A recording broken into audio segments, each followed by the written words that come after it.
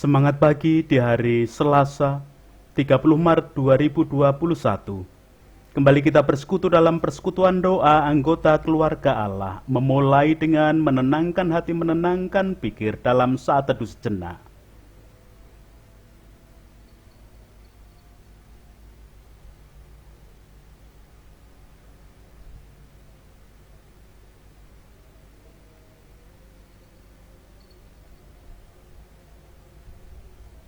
Pertolongan kita hanya berasal dari Allah yang telah menciptakan langit bumi beserta segala isinya.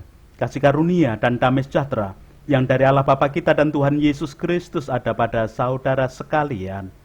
Amin.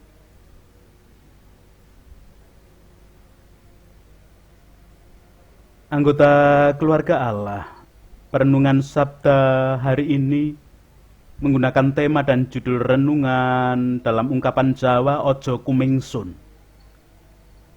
Jangan sok berkuasa. Bahkan ketika seseorang memegang kekuasaan pun tidak boleh menggunakan kekuasaannya untuk menindas atau bertindak sewenang-wenang kepada orang lain. Jangan pernah merasa siapa saya dalam tanda kutip. Kata kumingsun berasal dari akar kata engsun. Dalam khasanah budaya Jawa, kata engsun yang adalah penyebutan saya untuk raja, apabila digunakan oleh seseorang yang tidak raja dan menyebut dirinya engsun, maka itu dianggap suatu hal yang sangat memalukan. Ditabukan bagi seseorang yang bukan raja menyebut diri dengan engsun.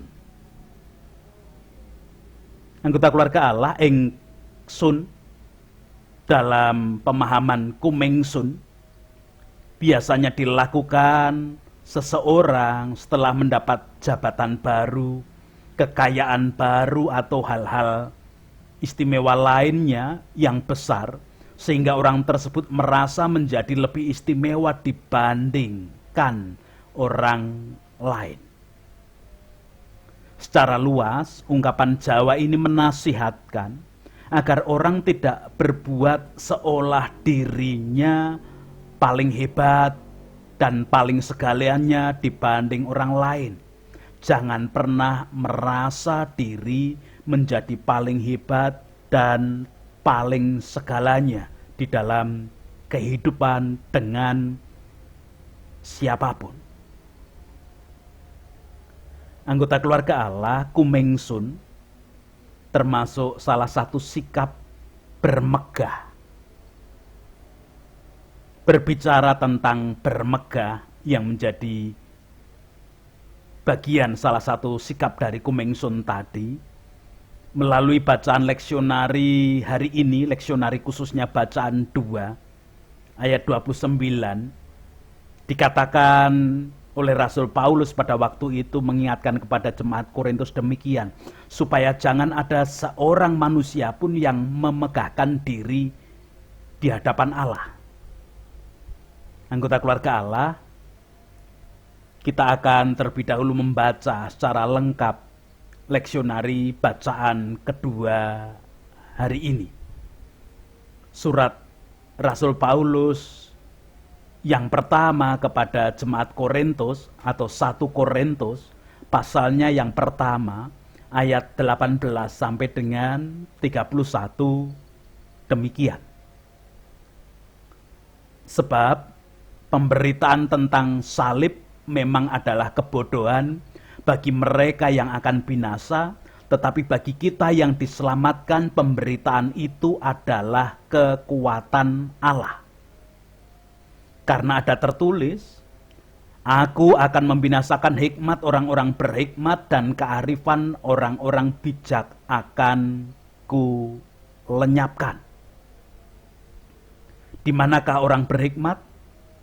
Di manakah ahli Taurat? Di manakah pembantah dari dunia ini? Bukankah Allah telah membuat hikmat di dunia ini menjadi kebodohan. Oleh karena dunia dalam hikmat Allah tidak mengenal Allah oleh hikmatnya, maka Allah berkenan menyelamatkan mereka yang percaya oleh kebodohan pemberitaan Injil. Orang-orang Yahudi menghendaki tanda dan orang-orang Yunani mencari hikmat. Tetapi kami memberitakan Kristus yang disalibkan untuk orang-orang Yahudi suatu batu sandungan dan untuk orang-orang bukan Yahudi suatu kebodohan. Tetapi untuk mereka yang dipanggil, baik orang Yahudi maupun orang bukan Yahudi, Kristus adalah kekuatan Allah dan hikmat Allah. Sebab yang bodoh dari Allah lebih besar hikmatnya daripada manusia, dan yang lemah dari Allah lebih kuat daripada manusia. Ingat saja, saudara-saudara, bagaimana keadaan kamu ketika kamu dipanggil. Menurut ukuran manusia, tidak banyak orang yang bijak, tidak banyak orang yang berpengaruh, tidak banyak orang yang terpandang. Tetapi apa yang bodoh bagi dunia dipilih Allah untuk memalukan orang-orang yang berhikmat, dan apa yang lemah bagi dunia dipilih Allah untuk memalukan apa yang kuat. Dan apa yang tidak terpandang dan yang hina bagi dunia dipilih Allah, bahkan apa yang tidak berarti dipilih Allah untuk meniadakan apa yang berarti, supaya jangan ada seorang manusia pun yang memegahkan diri di hadapan Allah. Tetapi oleh Dia kamu berada dalam Kristus Yesus, yang oleh Allah telah menjadi hikmat bagi kita. Ia membenarkan dan menguduskan dan menebus kita. Karena itu seperti ada tertulis, barang siapa yang bermegah, hendaklah ia bermegah di dalam Tuhan. Demikian kesaksian surat 1 Korintus.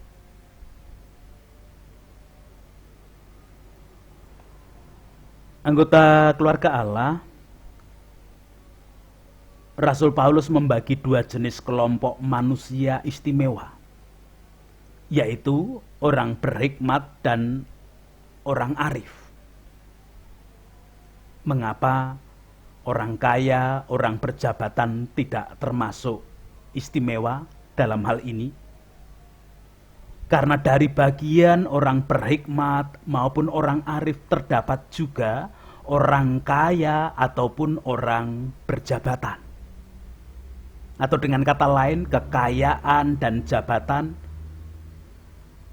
sebenarnya sama-sama menjadi bagian dari kelompok orang berhikmat ataupun orang arif.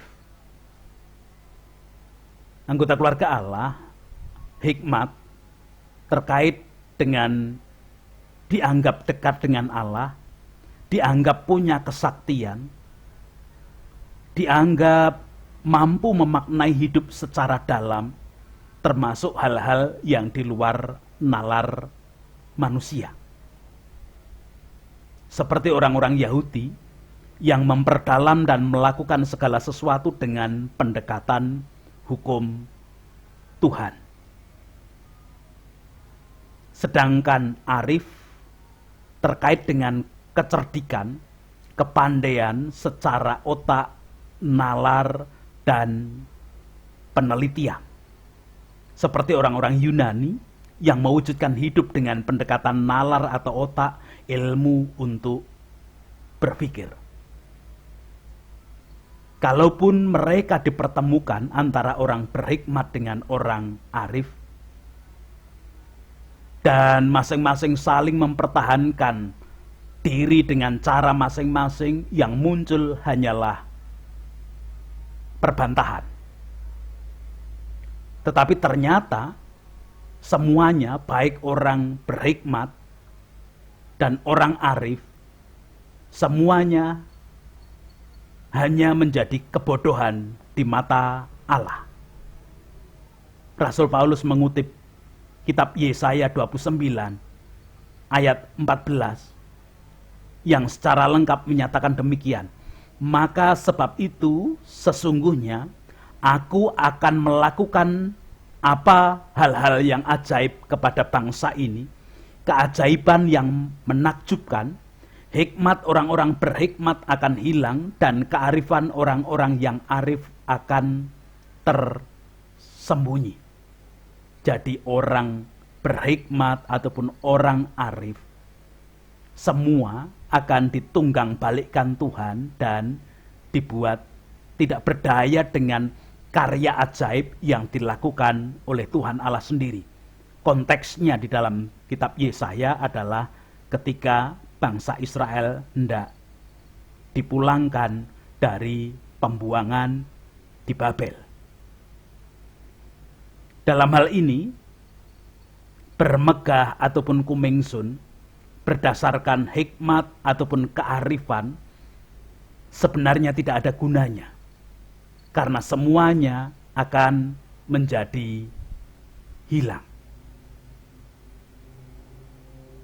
Anggota keluarga Allah, ternyata dari kedua kelompok orang berhikmat dan orang arif tadi, masih ada yang lebih istimewa, atau dengan istilah lain teristimewa dari yang istimewa tadi. Siapa mereka? Mereka adalah orang-orang yang sadar akan kelemahan dan keterbatasan sendiri, sehingga selalu bersedia dipakai Allah untuk mewujudkan karyanya. Demikian juga setelah dipakai Allah untuk mewujudkan kehendak dan karyanya, orang yang demikian tetap merasa tidak kumengsun atau tidak pernah merasa paling hebat, tidak pernah merasa diri paling segalanya dibandingkan yang lain. Manusia semacam ini adalah manusia yang sadar diri akan keberadaannya yang hanya ciptaan, dan kekuasaan tertinggi secara mutlak hanya ada pada Allah.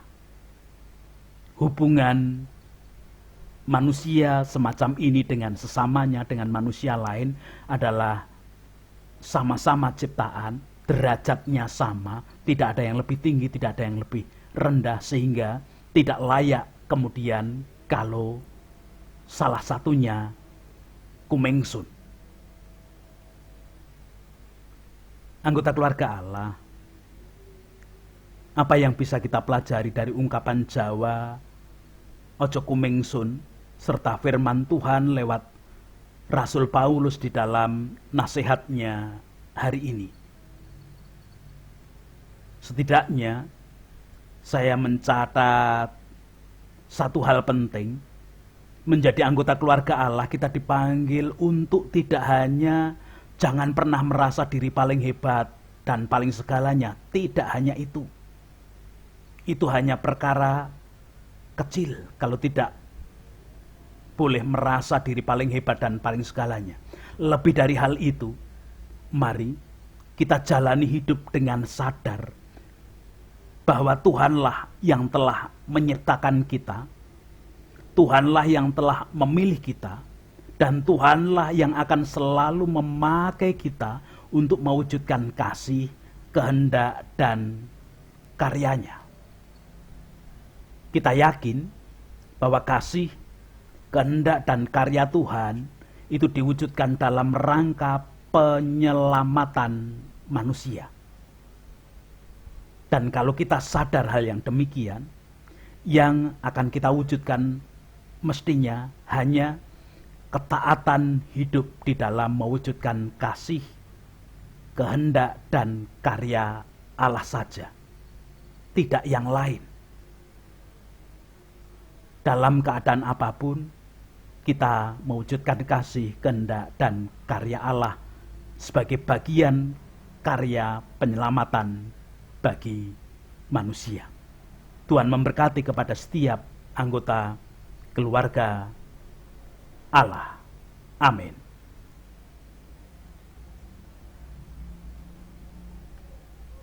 Anggota keluarga Allah mewujudkan ketaatan di dalam kasih, kehendak, dan karya Allah telah diteladankan oleh Kristus Yesus yang menjadi pengantara dan juru selamat kita.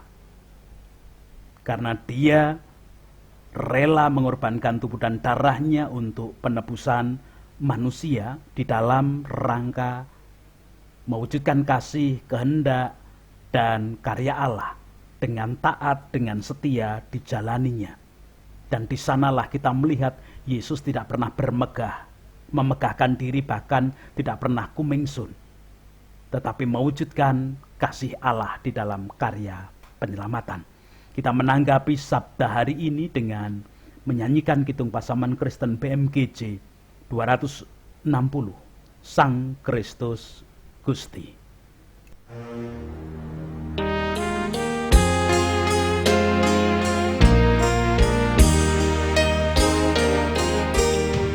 Sang Kristus Gusti Maha Mulya, kedamring bumi lan manjalmu ngesorken sira pindha abdi buat yang dosa repasuki rot yang pradaya prawartana Injil kang suci salaminyo tanah trigeten wasing priya Gusti nganti salaminyo. Sang Kristus Gusti Maha Suci sinalit sedot rembat dosa manungsa rukun lan Sang Rama tanate lesah ing wartaya rot yang pradaya prawartana Injil kang suci salaminyo tanah trigeten wasing priya wit Gusti nganti salaminyo.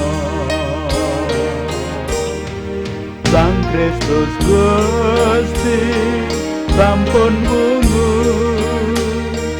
kaya ning pati kawon estu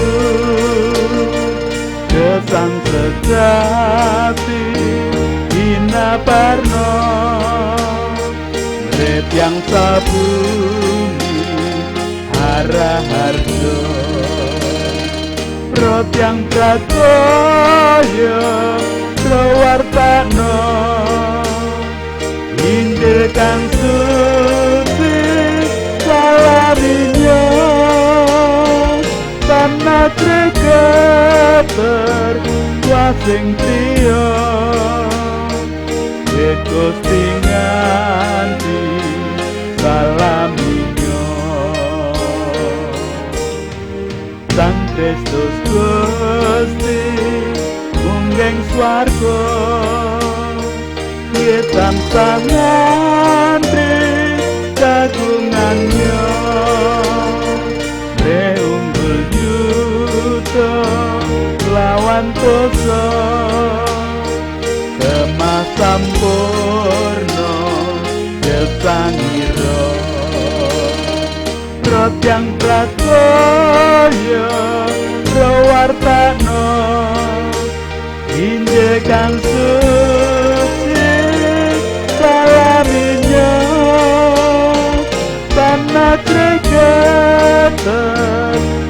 sing priya Gusti nganti salaminya.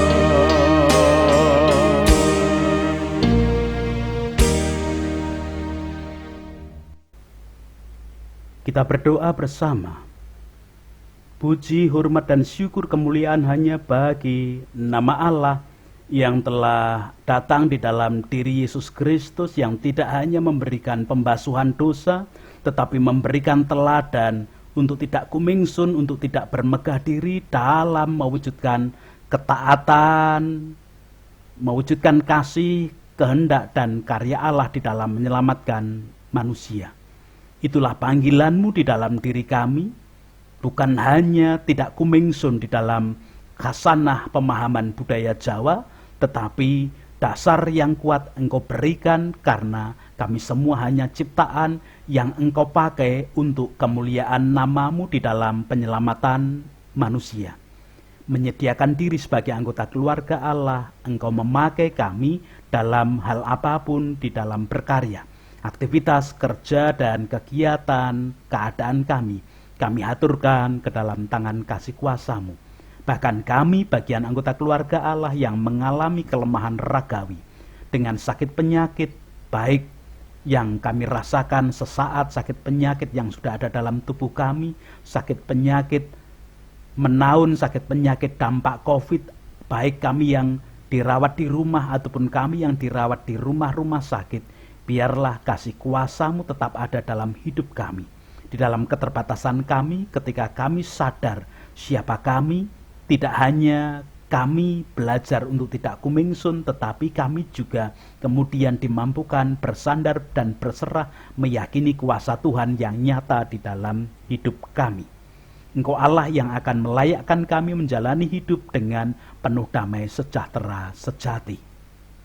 Sekarang, mampukan dan layakkan kami juga untuk mengajak anak-anak kami di usia pendidikan belajar mereka mengenal kasih dan kuasa-Mu, agar mereka juga belajar tidak bermegah diri, sadar diri tentang siapa manusia yang menjadi ciptaan Allah, hendak dipakai Allah untuk kebaikan, untuk karya penyelamatan manusia.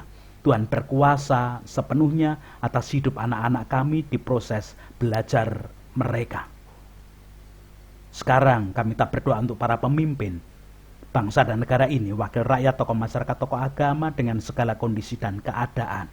Termasuk dalam suasana ketika ada teror bom yang boleh kami rasakan terjadi pada hari Minggu yang lalu di Katedral Makassar.